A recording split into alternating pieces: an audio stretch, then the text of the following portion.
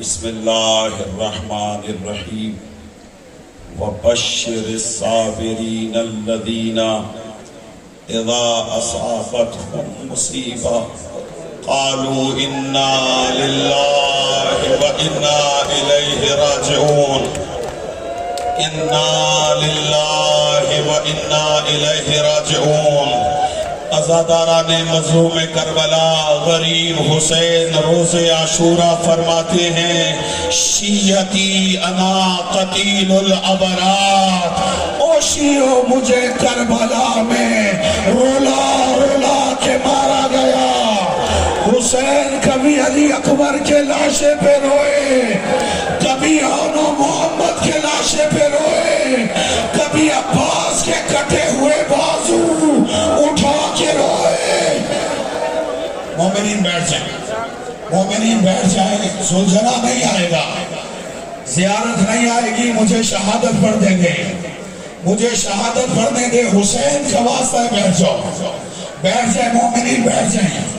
جناب زہرا کو پرسا دیں، اس بیوی کو پرسا دیں جس نے حسین کو چکیاں پیس پیس کے پالا۔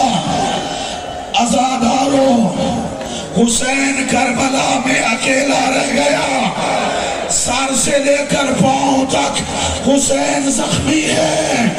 ایک ٹیلے پر آئے، آ کر کہا حال میں ناصرین ینصرنا۔ حسین نے اس طرح سے بلند کیا، ایک تیر حسین کی پیشانی پر لگا، حسین زخمی ہوئے۔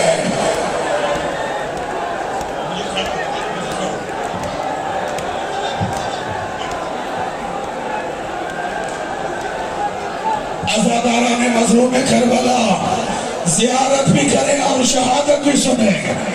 امام حسین کربلا میں جب زلجنا سے گرے، شمر ملون حسین کے سینے پہ سوار ہوا، ریش مبارک پہ ہاتھ ڈالا، ضربے چلانا شروع کی۔